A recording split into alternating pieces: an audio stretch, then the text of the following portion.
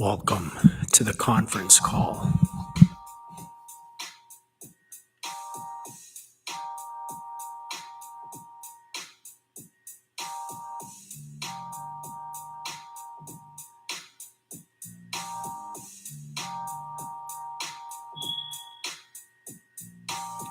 Who saw that knockout by Wilder?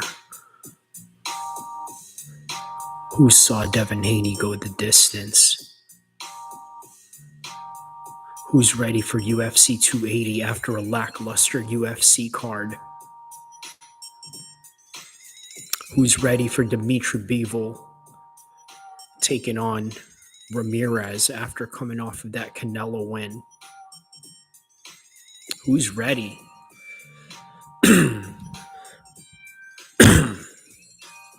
More importantly, who's ready for the conference call in YouTube?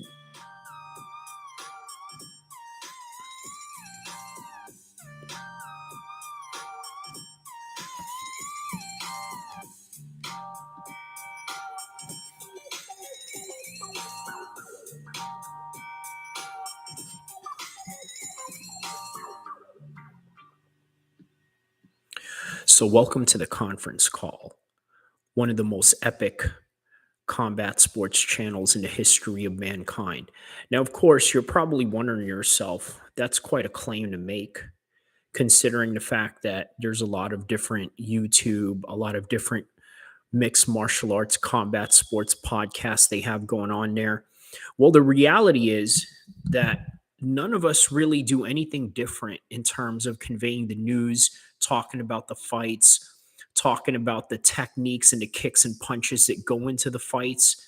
What really makes a difference in one person to the other? Perhaps maybe the person's delivery, perhaps one person's charisma over the other person's lack of charisma, or maybe the lack of charisma is something that a lot of people can relate to if you're an introverted person. The list goes on.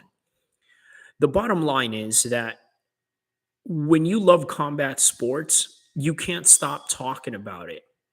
And when you have days like this on October 15th and October 16th, 2022, you had Devin Haney versus Kambosos for the 135 Undisputed World Boxing Championship. Then you had the return of none other than Deontay Wilder taking on Robert Helenius, a guy that he was a former training partner with, a guy who he sparred with and mixed up with inside the gym, and now is an opponent for the night as somebody that was catapulted into his return as a stepping stone for Deontay Wilder. So what else has been going on in combat sports tonight? You had UFC and then you had BKFC. Two lackluster cards, not really the best, although I would say BKFC had some really devastating knockouts. The UFC had some great, submissions and a great knockouts as well. But I think tonight, it's safe to say that boxing won the entire card, won the entire night in terms of entertainment value, in terms of just the unknown and the unexpectancy that has happened in some of these fights. For example, you had Caleb Plant getting a knockout win against Jarrell. No one saw that coming. And then the beef that they had going on into the fight, where basically Jarrell brought in the whole race thing, talking about, oh, I ain't never going to let a white boy beat me or this and that. And then, of course, then goes into and disses Caleb Plant's knockout power, only to get knocked out himself in this fight. And you had Deontay Wilder coming out with a first round knockout. Now, was this surprising? Not really, because we all know that Deontay Wilder was going to knock this dude out. However, no one really expected that this was going to happen in such a sudden motion, in such like first round, right? Like no one expected this. Obviously, he's fought Dominique Brazil before. We didn't think that he was going to knock him out in the first round. He did. He goes 12 rounds with Stavern, only to come back and rematch him and knock him out in the first round. That's Deontay Wilder for you in a nutshell, which again, really begs the question, where is Deontay Wilder at in his career right now, considering that Tyson Fury is basically the man, the top heavyweight of this era? In any given era, Deontay Wilder would have been one of the most dominating champions out there. On any given era, Deontay Wilder would have been an undisputed champion. The problem is that you have in this era Tyson Fury, you have Anthony Joshua, who he has yet to fight, but he's fought everybody else except for the Klitschko's, who are long and gone out of the business and have no place in the heavyweight division at the moment, considering that they're out fighting a war. And then you have Usyk, who's basically replacing them as the head Ukrainian guy that they were during their time as both the heavyweight champions. I'm talking about Vitaly Klitschko and Vladimir Klitschko. And then what else you had tonight? Devin Haney going 12 rounds with Kambosos. Now, the one thing about Devin Haney that you got to understand is that he looks very devastating right now in terms of him understanding and figuring you out, downloading you like a data. This is exactly what these fights showed tonight. Why? Because he's already fought Kambosos once. And now in the second time around, it looks like that he's gotten even way better, outlanding him by almost 200 punches in total in comparison to Kambosos. He was just everywhere. He knew how to hit the angles. He knew how to be fast. He knew how to be faster than Kambosos, who, by the way, is a fast man himself. He knew how to basically lure him in, and he knew how to fight in the inside as well as he knew how to fight in the outside, what we know Devin Haney to be. He showed himself to be a very well-rounded boxer and somebody that has the skills and the prowess to become unbeatable for a very long time, and maybe somebody that can translate their skills in a higher weight class. Because one of the things a lot of people have to understand is that moving up a weight class, it requires a lot of things. Here's another thing. A lot of people said, well, what if Charles Oliveira was to move up to 170? Because we all know that he fought at 145 in the UFC. He debuted at 145 in the UFC, and then he moved up to 155 to become a champion. Now that he's a champion and perhaps maybe a dominating champion, if he can get past Islam Makhachev, would have to face the possibilities of moving up at 170, or maybe people would demand it if he was to rack up a few more wins and get a few more title defenses. That's a reality. The problem is, I don't think Charles Oliveira's style can really translate at 170. And there's a lot of guys in different weight divisions across all combat sports that just have that problem. For example, Brock Lesnar in his prime. Suppose Brock Lesnar was to move down to 205 for whatever unknown reason of some sort. He moves down to 205. Maybe that's a possibility. Maybe it's not. Okay, so perhaps if it is a possibility, I don't think that it would translate very well, considering that the modern 205 division right now is very well rounded and very skilled at that. So, why do I say that? Because the way that he fights is he fights like a big man.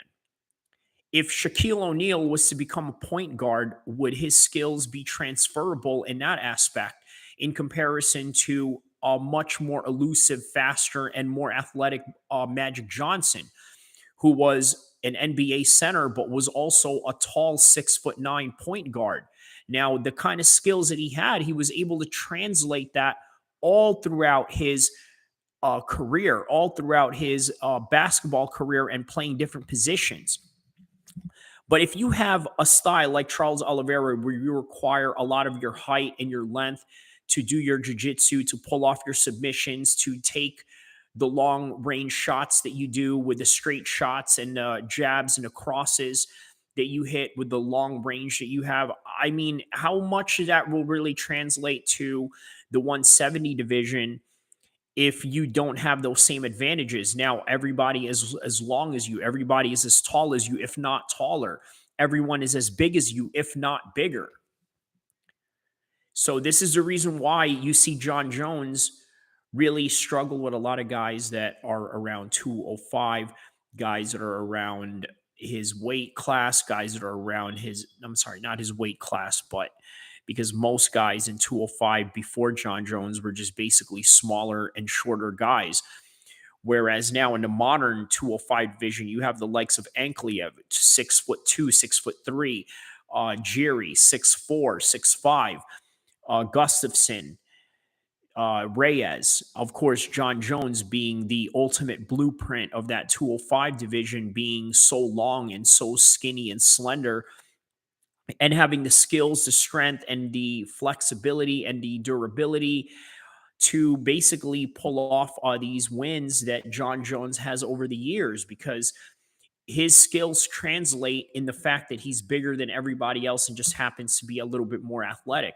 Now, is his skills transferable to heavyweight? Well, that remains to be seen, but I'm going to go out of the limb and say yes. Why? Because now he's a lot bigger, but he's also carrying that same skill and experience that he had from the 205 division. So, someone like Devin Haney, let's go back to boxing for that split second of time. If he was to go up to 140 or maybe even 147, he literally has the style to move up. The problem is, what limit is that? What ceiling are you going to give someone with the likes of Devin Haney to move up to 140 to challenge, let's say, Josh Taylor? How will he do at 147 to take on the likes of Terrence Crawford, who was former 140 undisputed and now moving up to 147? And how would he deal with the likes of Errol Spence Jr.? How would he deal with the likes of Mikey Garcia? In the same question, you would ask, how would he deal with these modern 135ers that we have yet to see him fight? The likes of Tank Davis, Lomachenko. Now he's fought Kambosos, but he's never fought Lopez. All these guys have never fought each other. And then there's Ryan Garcia in the mix of all that. And then there's these other guys that we don't know that can easily beat them on any given day for the same similar reason that you've seen Andy Ruiz beat Anthony Joshua on any given day, and we never knew this guy out of a thin air. Now, all of a sudden, he comes in as a late replacement and beats Anthony Joshua and becomes one of the best heavyweights in the world. When during that time, the only heavyweights that we were literally talking about was Deontay Wilder and Anthony Joshua, and maybe even Tyson Fury. And then that was it. Those were literally the only heavyweights that we wanted to see pair up with each other. And even when Tyson Fury had that little mental breakdown he had going on, we literally only wanted to see now Anthony Joshua and Deontay Wilder. Well, now they both got beat, and here they are in this position of redemption that they're trying to create for themselves. Here comes Deontay Wilder tonight, knocking out Helenius in the most brutal fashion ever. I mean, the guy looked like he was out for a second, and he just looked like he was on Dream Street with his eyes open. A really scary thing going on. And then also worth mentioning, at the presser after the fight, Deontay Wilder was basically crying about guys that were in the fight business that can no longer continue in terms of their cognitive dysfunctions, their PTSD, all the things that goes wrong in the life of a fighter due to injuries and things of that nature. He was very emotional and just really expressive in his thoughts and feelings about this. And I thought this was really amazing in the sense that, like, you have this guy right here who's one of the scariest human beings on earth, yet acting vulnerable and sharing his sense of vulnerability to everybody, letting everybody know that, hey, you know what?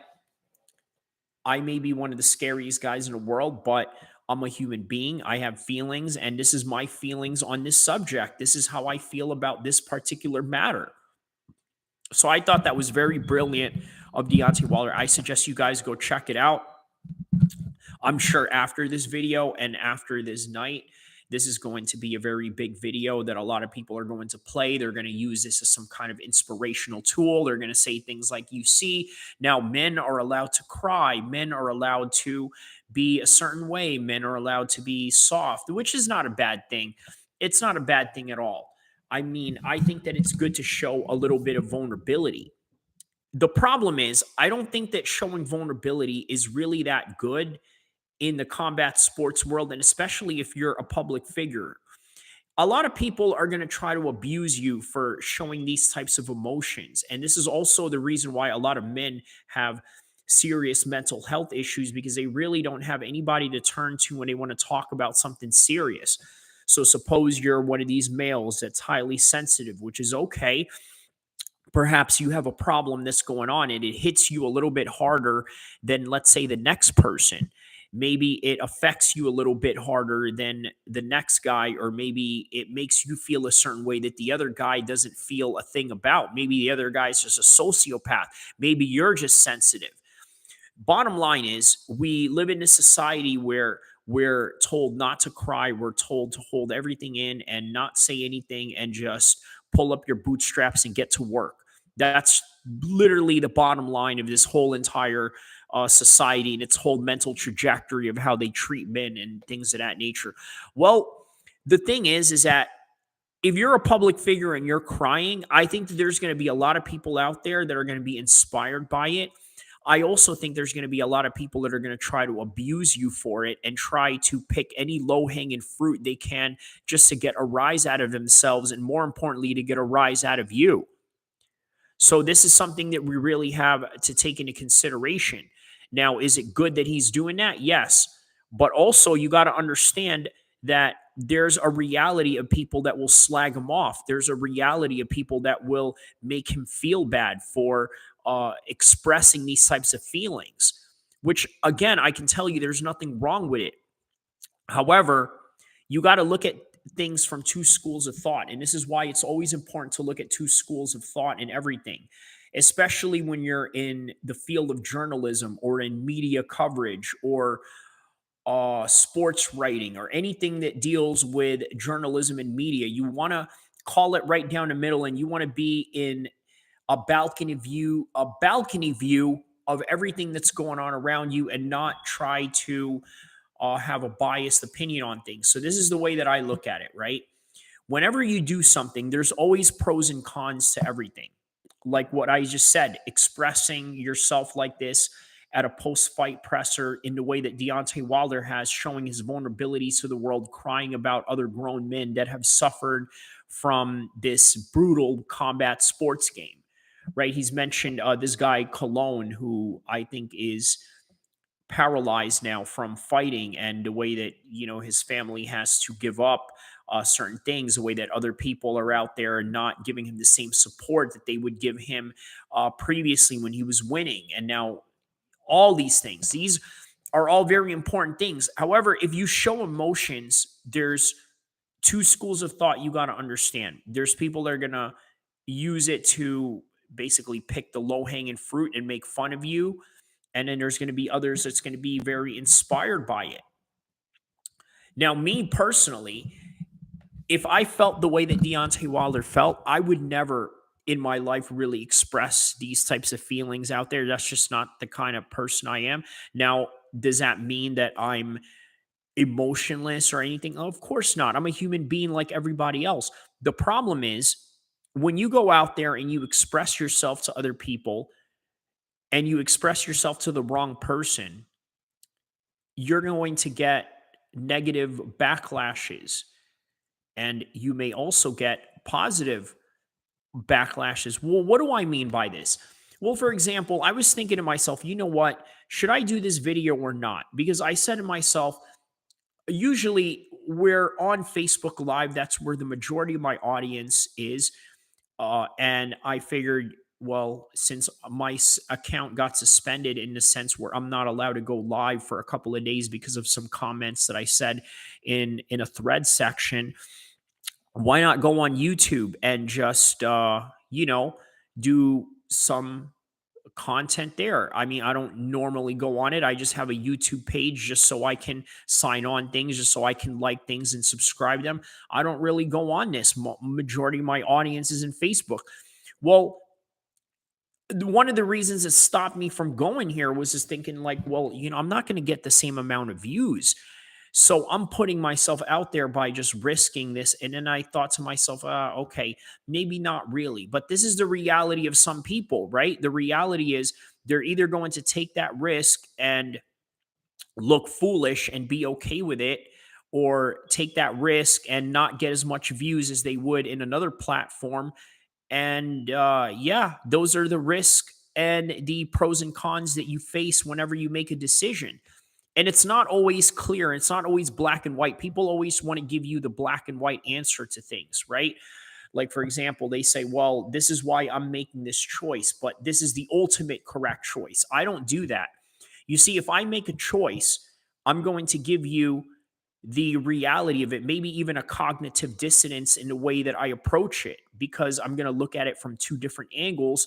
And I'm also going to pick it apart in the most objective, non subjective way possible, because that is the best way to really tackle journalism. That's the best way to have the best content possible, to have the most non biased content, the most non biased narrative that you can provide to the world. Otherwise, you're just going to play as a cheerleader to one of these fighters, to your ideology, to whatever it is that you believe in, and everything in between. Me, I choose not to do that. I choose to go with the truth, and I choose to give the truth as much as I can. And this is one of the reasons why I love doing mixed martial arts and combat sports content as a YouTuber, as a content creator, as a podcaster, because one of the beautiful things about fighting is that it tells a story and it gives you life lessons and stories as well. So I thought that that was one of the most beautiful things about this game, and one of the most beautiful things that you can really fulfill out of yourself by doing combat sports media and then just expressing yourself to the world freely. So, what else was in this card tonight? You had Shields versus Marshall, which I thought was a very interesting fight, because they canceled this fight on the same day that UFC 279 was on, which was September 10th, 2022. Why did they cancel it? Because of the fact that Queen Elizabeth II had passed away. And of course, it was taking place in London. So the British people wanted to show some kind of respect. And because of that, the British Board of Boxing Commissions, which, by the way, has been making its way to the headlines as of late because of the Conor Benn and Chris Eubank situation, and among other things that they dug up because of this story, they went out and decided to pull out of this fight out of respect for the Queen. Well, now they brought this fight back today. They had the fight going on. And with this fight going on, what happened?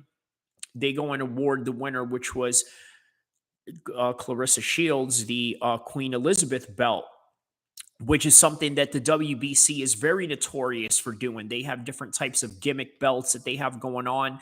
Maybe not something for the championship, but something specifically just for the belt, in the same similar fashion that you've seen with the BMF belt with Jorge Masvidal. So it showed here that what you do in the amateurs really means nothing in the pros. And I'm talking about Clarissa Shields' defeat against Savannah Marshall in their first outing. Now, in the pros, where it matters, and now it's all for the championship, here you have Marshall getting beat by a much more skilled and technical Clarissa Shields. And going into this fight, a lot of people were saying that the knockout ratio power is on the side of Savannah. It was on her side, without taking into consideration all the tough competitions and high level competitions that Clarissa Shields has faced. Of course, you're going to get a lot of knockouts. Why? Because you're facing a lot of subpar competition. Very similar to when McGregor fought Khabib. Everybody that thought that McGregor was going to win, one of the things that they saw going into that fight was the sloppy hands of Khabib, or something that they saw that was not as improved, or something that would be a vulnerability to the likes of McGregor, especially when they saw Michael Johnson in one moment of his vulnerability clipping Khabib. And they thought, man, if McGregor gets one shot on this guy on the chin, it's lights out for him. Well, the reality is that People forgot that Khabib was facing way tougher competition than McGregor, at least for the time being. You could say that maybe Edson Barbosa was a tougher fight for Khabib than, let's say, Eddie Alvarez was for McGregor. You could argue that RDA was a tougher fight for any of them, in which McGregor never had the chance to fight someone like that, someone with a grindy wrestling style, in which Khabib countered by grinding him out himself. So, yeah, I think that a lot of people underestimated the way that Khabib was able to mix up his striking and his wrestling, which, by the way, was the only brilliant way that you would be able to beat McGregor at that time in his prime and his peak, especially coming off of the Floyd Mayweather fight and coming off of the Eddie Alvarez fight. Now, here's another thing I want to say about that fight, being that it's its 4-year anniversary. I truly believe that Conor McGregor coming off of the Floyd Mayweather fight may have affected him to a certain degree.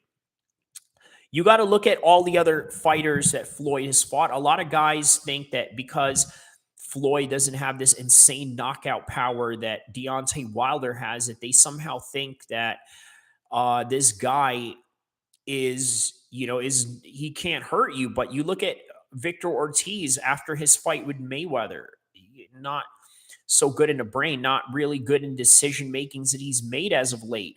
And you got to think, are any of these things attributed to CTE? Perhaps. And those are things you got to take into consideration. Robert Guerrero wasn't the same. Ricky Hatton wasn't the same, sent him to a depression. So you got to think, when he got clipped with that overhand right that Khabib hit him with, you got to say to yourself, man, is it the fact that Khabib was just better in his boxing and improved to the levels that would be good enough to do that to McGregor? Because, hey, look, you got to take into consideration, even Floyd himself never knocked down McGregor, and all they did in that entire fight was punching. So you have to understand that fighting someone can truly affect how you are, and it can truly affect the trajectory of your entire career. Now, it was obvious that Clarissa Shields had more rounds in terms of going to decisions than Savannah Marshall did in her pro fights. So you have to think maybe the later rounds is what really won that for Clarissa. The fact that she was out there experienced and knew how to fight like a dog when she needed to, but also knew how to fight technical when she needed to, and that showed in the fight. So that's just what you get with high level fights like this. And speaking of high level fights, tonight we had the UFC Alexa Grasso taking on Viviana Araujo, 5 rounds to a decision. They went, and Alexa won that one. Cub Swanson got knocked out by Jonathan Martinez, a really brutal knockout. Dusko Torokovic takes out Jordan Wright, the Beverly Hills Ninja. Rafael Assunção gets a decision win. Alonzo Menefield scores a scary knockout against Misha Krushnek. And of course, Neil Magny's fight gets canceled in that. Askar Askarov's fight with Brandon Royval gets canceled in that. Daniel Rodriguez was supposed to be in this fight. How about that? Coming off of his UFC 279 win and then jumping on this one. It would have really been interesting to see Daniel Rodriguez in this card. Now, why is he an interesting figure? I'm going to tell you why. As I explained before in the past conference call, Facebook Watch podcast, that the guy, how do I say this? I mean, he is literally like the Southern California version of the Diaz brothers. And the fact that the Diaz brothers are now long and gone from the UFC, maybe Nate will never come back and fight again. He's literally that guy that can replace that moniker of West Coast G, West Coast gangster, that basically Nate Diaz fulfilled for the UFC. But I think that the Diaz brothers were a lot more unique in that perspective. I think they were more than just gangster figures. They were more than just these guys that like to smoke weed all the time or like to do this or like to do that. I mean, they transcended culture, and they were basically an iconoclastic figure in which you will never have again. But the closest type of characters that you're going to get out of that is someone like Daniel Rodriguez. So it would have been really interesting to see him come back tonight and come get that uh, early turnaround and possibly get that win. So then, moving on to the card, you had Mana Martinez with a decision over Brandon Davis. Then you had Nick Masimoff, who is, by the way, a training partner and a disciple and protege of the Diaz brothers, taking on Australia's own Jacob Malkoun, who wins that one by a decision. I mean, he was just basically out wrestling him the entire fight.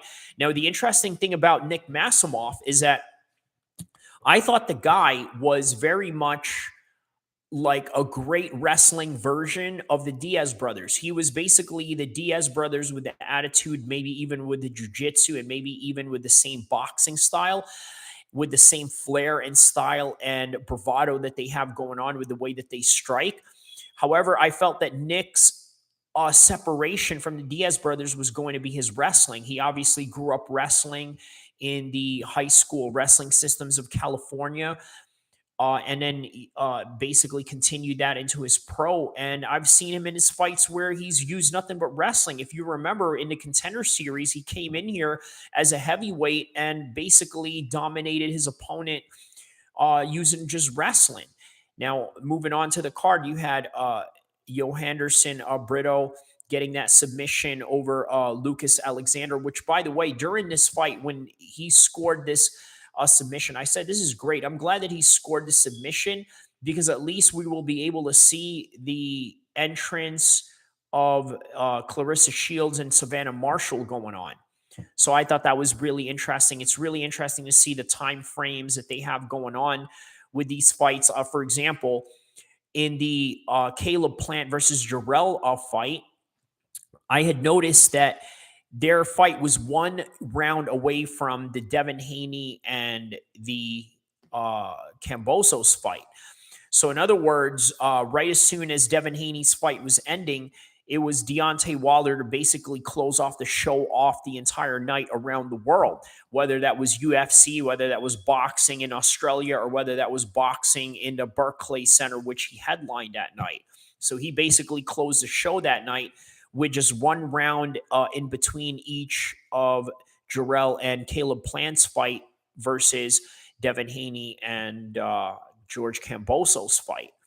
So moving on, we have basically UFC 280 fight week going on. And I thought this is amazing.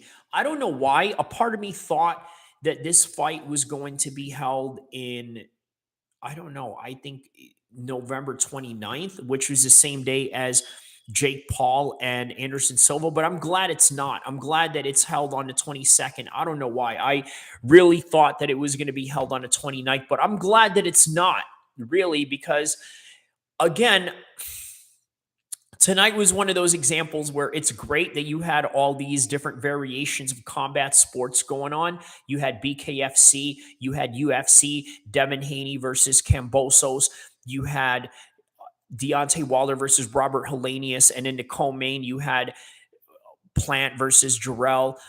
And then on top of that, you had all these other fights going on. It's, you know what, sometimes it can be a big mess.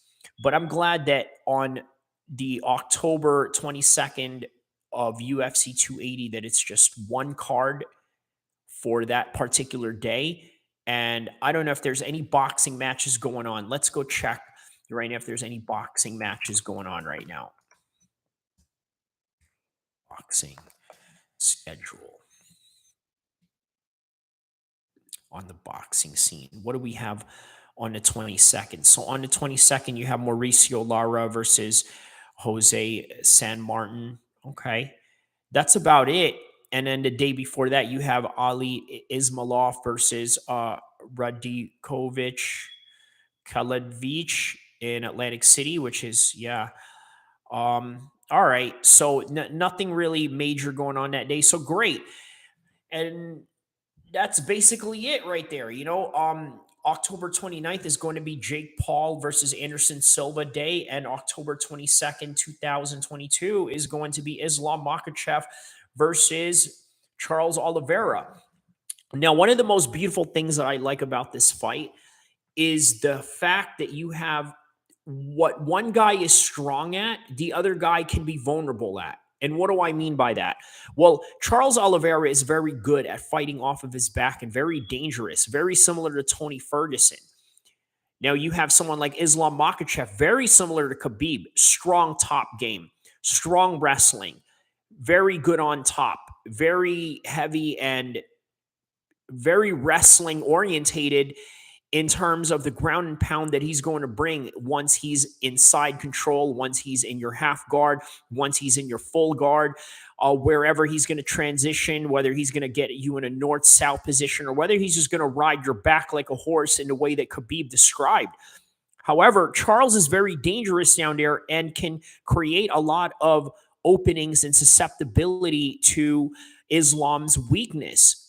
That is, if Islam has any weakness. So the way that I see this fight going, and I remember mentioning this to Zane Musa Boxing, and I told him that, man, because he's a friend of mine in London who runs basically a YouTube boxing page. By the way, guys, go check him out at Zane Musa Boxing here on YouTube. And also catch him on Facebook and Instagram and wherever else you can find him, Zane Musa Boxing. But anyways, I basically told him, hey, bro, listen, you need to tell your boxing audience about this fight between Islam Makhachev and Charles Oliveira. And he's probably thinking, why? And I explained to him, well, the reason why is because I think you're going to really see a lot of boxing going on to this fight. Because when you have two guys that are high-level grapplers, usually they're going to cancel each other out. Now, take an example. In 2019, you had Usman taking on Colby Covington. What was great about that fight was that I literally predicted the fight down to the T. I even mentioned this on my Facebook social media page before the fight happened. I said, you're going to see kickboxing and boxing going on in this match because their wrestling is going to cancel each other out. And later on in the rounds, you're going to see Usman lay a bomb on Colby Covington and possibly finish him in the later rounds. Now, did the fight end up happening exactly like that? Yes, it did. And this was before I even had a mixed martial arts podcast or any type of content for me to share with the world my views, thoughts, and predictions of these sports. So I see this fight in the same very similar fashion. The only difference is that the two high-level grapplers here is one is a jiu-jitsu ace who's great off of his back, and then you have a sambo wrestler who's great on top. Now, one of the things that I really think that is interesting about this concept that Chael brought up was jiu-jitsu versus sambo was that I think that one thing you got to understand about sambo is that I think that it is the complete mixed martial arts or the complete martial arts out of everything. Why? Because it's a Russian military combat system that encompasses kicking, punching, grappling, choking, and everything in between. So basically, you're doing mixed martial arts within that sport. Now, with jiu-jitsu, it's a little bit more niche. It's a little bit more of a purist, specialist, one style, one-dimensional type of sport. In other words, you're going to create different variations of it, just like how you create different variations of punching and boxing in ways that you're going to create in ways that you can't create these variations within MMA boxing or Muay Thai boxing or anything that's not pure boxing. It's a little bit different because I can tell you a lot of kickboxing guys, the way that they work their hands, it's just nothing but 1-2s and then something that sets up a kick. Nothing really high level or technical. Well, the same thing with jiu-jitsu. Yes, is there grappling and choking and wrestling portions of sambo? Yes, but it doesn't have the specialty that emphasizes the little small details that jiu-jitsu has. For example, the omoplata. how to do a rubber guard, how to escape from a rubber guard, how to transition from a rubber guard, how to get out of a triangle choke, where to place your body in a triangle choke. Maybe this is something that Sambo works on, maybe it doesn't. But you can rest assured that this is something that jiu-jitsu guys definitely work on. How often do they do leg locks? Well, one can argue that in Sambo, they emphasize leg locks more than they do in jiu-jitsu, especially in the consideration that when you go and do white belt jiu-jitsu competitions, they don't even allow you to take a knee bar or to try to snap somebody's limbs off. So those are the interesting dynamics that you have to think about. So Sambo is a complete martial arts, but it doesn't have the same specialty that jiu-jitsu has. So this is why I say that this fight is going to be interesting, and where Islam and Charles are going to cancel each other out. And when they do, I really think that you're going to see a boxing match that's going to unfold out of it. But you never know. That's why combat sports is a theater of the unknown, and you never know what you're going to get. Enjoy the fights.